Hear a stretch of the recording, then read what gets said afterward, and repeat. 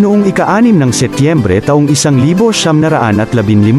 ang pinakaunang prototype ng tangke ay nabuo sa England at tinawag na Little Willie. Sa una, ang tangke ay malayo sa perpekto, may bigat na 14 na tonelada, patuloy itong naiipit sa mga tranches at nakakagalaw lamang ng 2 milya bawat oras, ngunit ang disenyo nito ay lubos na napabuti sa paglipas ng panahon at ang mga tangke ay nagpabago sa takbo ng digmaang militar.